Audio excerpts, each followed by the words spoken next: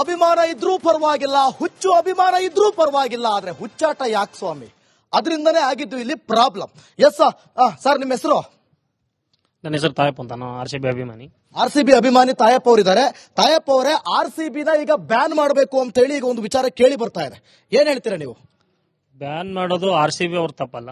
ಅದು RCB ಮೊದಲೇ ಕಪ್ಪು ಎತ್ತಕ್ಕಿಂತ ಮುಂಚೆನೆ ಪರ್ಮಿಷನ್ ಕೇಳಿತ್ತು ಸರ್ಕಾರಕ್ಕೆ, ಆದ್ರೆ ಇವ್ರು ಅವಕಾಶ ಮಾಡಿಕೊಡ್ಲಿಲ್ಲ. ಅದೊಂದು ತಪ್ಪು. RCB ಏನಂದ್ರೆ ಅಭಿಮಾನಿಗಳ ಬಗ್ಗೆ ಮೊದಲಿಂದ ಕಾಳಜಿ ವಹಿಸಿದೆ.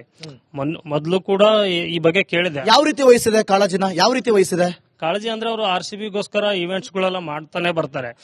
ಆ ಇವೆಂಟ್ ಗಳಲ್ಲಿ ಯಾವ್ದು ರೀತಿ ಈ ತರ ಸಮಸ್ಯೆ ಆಗೇ ಇಲ್ಲ. ಆದ್ರೆ ಸರ್ಕಾರ ಮಾಡಿರೋ ಎಡವಟ್ಟು ಏನಂದ್ರೆ ಸ್ಟೇಡಿಯಂ ಹತ್ತಿರದಲ್ಲಿ ಒಂದು ಕಾರ್ಯಕ್ರಮ ಮಾಡ್ಕೊಂತಾರೆ, ಅದು ವಿಧಾನಸೌಧದಲ್ಲಿ ನೋಡಕ್ಕೆ ಅವಕಾಶ ಸಿಕ್ಕಿಲ್ಲ ಅಂದಾಗ ಅಲ್ಲಿರೋ ಜನ ಏನ್ ಮಾಡಿದ್ರು, ಸೀದಾ ಸ್ಟೇಡಿಯಂ ನುಗ್ಗಿದ್ರು.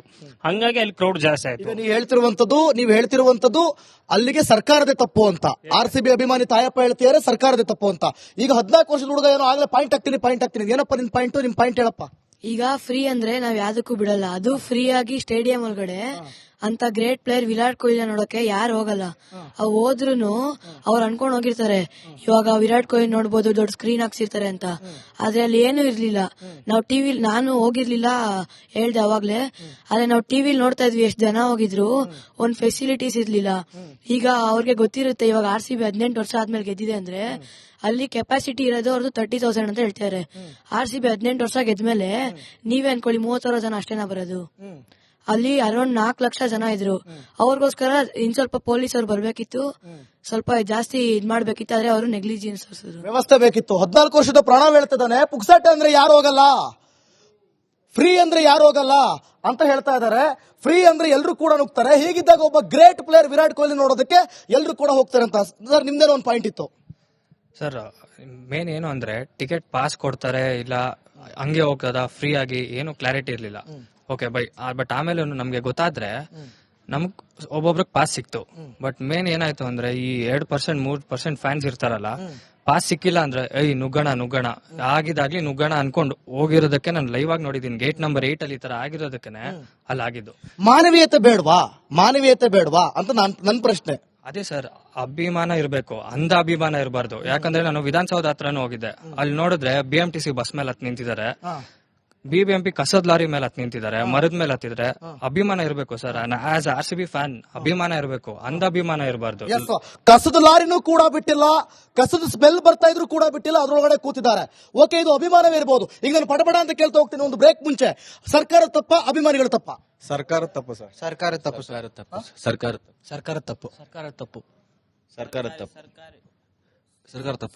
ತಪ್ಪು. ಓಕೆ, ಫ್ಯಾನ್ಸ್ ಎಲ್ಲ ಹೇಳ್ತಿದ್ದಾರೆ, ಸಮರ್ಥನೆ ಮಾಡ್ಕೊಳ್ತಿದ್ದಾರೆ, ಸರ್ಕಾರದ ಕಡೆಗೆ ಬೊಟ್ಟು ಮಾಡಿ ತೋರಿಸ್ತಿದ್ದಾರೆ ಸರ್ಕಾರದ ತಪ್ಪು ಅಂತ. ಮತ್ತಷ್ಟು ಅಭಿಮಾನ ಇದ್ರೂ ಪರವಾಗಿಲ್ಲ, ಹುಚ್ಚು ಅಭಿಮಾನ ಇದ್ರೂ ಪರವಾಗಿಲ್ಲ, ಆದ್ರೆ ಹುಚ್ಚಾಟ ಯಾಕೆ ಸ್ವಾಮಿ?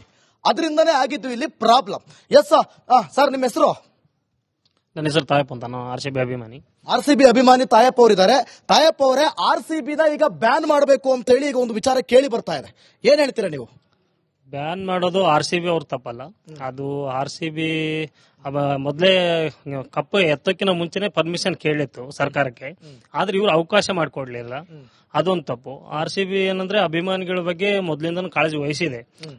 ಮೊದಲು ಕೂಡ ಈ ಬಗ್ಗೆ ಕೇಳಿದೆ. ಯಾವ ರೀತಿ ವಹಿಸಿದೆ ಕಾಳಜಿನ? ಯಾವ ರೀತಿ ವಹಿಸಿದೆ ಕಾಳಜಿ ಅಂದ್ರೆ ಅವರು RCBಗೋಸ್ಕರ ಇವೆಂಟ್ಸ್ ಗಳೆಲ್ಲ ಮಾಡ್ತಾನೆ ಬರ್ತಾರೆ. ಆ ಇವೆಂಟ್ ಗಳಲ್ಲಿ ಯಾವ್ದು ರೀತಿ ಈ ತರ ಸಮಸ್ಯೆ ಆಗೇ ಇಲ್ಲ. ಆದ್ರೆ ಸರ್ಕಾರ ಮಾಡಿರೋ ಎಡವಟ್ಟು ಏನಂದ್ರೆ ಸ್ಟೇಡಿಯಂ ಹತ್ತಿರದಲ್ಲಿ ಒಂದು ಕಾರ್ಯಕ್ರಮ ಮಾಡ್ಕೊಂತಾರೆ, ಅದು ವಿಧಾನಸೌಧದಲ್ಲಿ ನೋಡಕ್ಕೆ ಅವಕಾಶ ಸಿಕ್ಕಿಲ್ಲ ಅಂದಾಗ ಅಲ್ಲಿರೋ ಜನ ಏನ್ ಮಾಡಿದ್ರು, ಸೀದಾ ಸ್ಟೇಡಿಯಂ ನುಗ್ಗಿದ್ರು. ಹಂಗಾಗಿ ಅಲ್ಲಿ ಕ್ರೌಡ್ ಜಾಸ್ತಿ ಆಯ್ತು. ನೀವು ಹೇಳ್ತಿರುವಂತದ್ದು ಅಲ್ಲಿಗೆ ಸರ್ಕಾರದ ತಪ್ಪು ಅಂತ. RCB ಅಭಿಮಾನಿ ತಾಯಪ್ಪ ಹೇಳ್ತಿದ್ದಾರೆ ಸರ್ಕಾರದ ತಪ್ಪು ಅಂತ. ಈಗ 14 ವರ್ಷದ ಹುಡುಗ ಏನೋ ಆಗ್ಲೇ ಪಾಯಿಂಟ್ ಆಗ್ತೀನಿ ಏನಪ್ಪ ನಿಮ್ ಪಾಯಿಂಟ್ ಹೇಳಪ್ಪ. ಈಗ ಫ್ರೀ ಅಂದ್ರೆ ನಾವ್ ಯಾವ್ದಕ್ಕೂ ಬಿಡಲ್ಲ. ಅದು ಫ್ರೀ ಆಗಿ ಸ್ಟೇಡಿಯಂ ಒಳಗಡೆ ಅಂತ ಗ್ರೇಟ್ ಪ್ಲೇಯರ್ ವಿರಾಟ್ ಕೊಹ್ಲಿ ನೋಡೋಕೆ ಯಾರು ಹೋಗಲ್ಲ. ಅವ್ ಹೋದ್ರುನು ಅವ್ರು ಅನ್ಕೊಂಡ್ ಹೋಗಿರ್ತಾರೆ ಇವಾಗ ವಿರಾಟ್ ಕೊಹ್ಲಿ ನೋಡ್ಬೋದು, ದೊಡ್ಡ ಸ್ಕ್ರೀನ್ ಹಾಕ್ಸಿರ್ತಾರೆ ಅಂತ. ಆದ್ರೆ ಅಲ್ಲಿ ಏನು ಇರ್ಲಿಲ್ಲ. ನಾವು ಟಿವಿಲ್, ನಾನು ಹೋಗಿರ್ಲಿಲ್ಲ ಹೇಳ್ದೆ ಅವಾಗ್ಲೇ, ಆದ್ರೆ ನಾವು ಟಿವಿಲ್ ನೋಡ್ತಾ ಇದ್ವಿ ಎಷ್ಟು ಜನ ಹೋಗಿದ್ರು, ಒಂದ್ ಫೆಸಿಲಿಟೀಸ್ ಇರ್ಲಿಲ್ಲ. ಈಗ ಅವ್ರಿಗೆ ಗೊತ್ತಿರುತ್ತೆ ಇವಾಗ RCB 18 ವರ್ಷ ಆದ್ಮೇಲೆ ಗೆದ್ದಿದೆ ಅಂದ್ರೆ ಅಲ್ಲಿ ಕೆಪಾಸಿಟಿ ಇರೋದು ಅವ್ರದ್ದು 30,000 ಅಂತ ಹೇಳ್ತಾರೆ. RCB 18 ವರ್ಷ ಗೆದ್ಮೇಲೆ ನೀವೇ ಅನ್ಕೊಳ್ಳಿ 30,000 ಜನ ಅಷ್ಟೇನಾ ಬರೋದು. ಅಲ್ಲಿ ಅರೌಂಡ್ 4 ಲಕ್ಷ ಜನ ಇದ್ರು.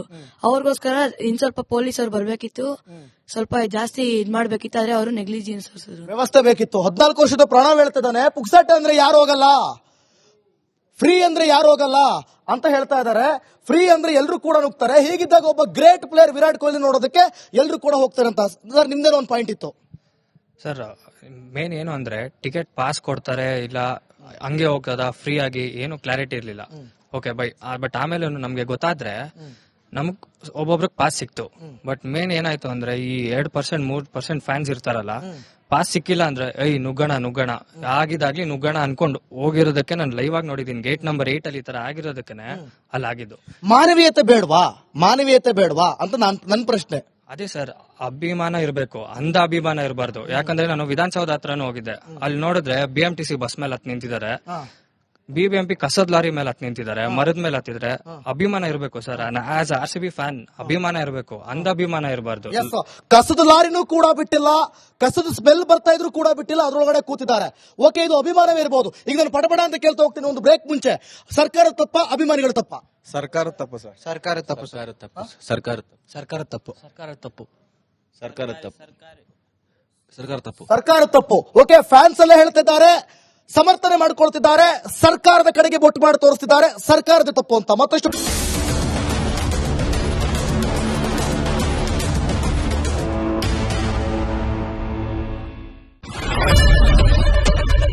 ಏನ್ ಪ್ರಾಬ್ಲಮ್ ಇಲ್ಲ ಏರಿಯಾದಲ್ಲಿ? ಏನ್ ಪ್ರಾಬ್ಲಮ್? ಏನ್ ನಿಮ್ ಪ್ರಾಬ್ಲಮ್? ಏನೆಲ್ಲ ಪ್ರಾಬ್ಲಮ್ ಆಯ್ತಿಲ್ಲ ಹೇಳಿ. ಏನ್ರಿ ನಿಮ್ ಪ್ರಾಬ್ಲಮ್? ಏನ್ ನಿಮ್ ಪ್ರಾಬ್ಲಮ್ ಅಂತ ಹೇಳಿ. ಯಾರಪ್ಪ ನಗರಕ್ಕೆ? ಗಾಂಧಿನಗರ, ದಾಸರಹಳ್ಳಿ, ರಾಜರಾಜೇಶ್ವರಿ ನಗರ, ಚಾಮರಾಜಪೇಟೆ, ಹುಬ್ಬಳ್ಳಿ, ಚನ್ನಮರುತ್ತದ, ಮೈಸೂರಿಗೆ ಬಂದಿರೋದು. ಬ್ಯಾಡಗಿ ತಾಲೂಕಿಗೆ ನಾವು ಬಂದಿವ್ರಿ.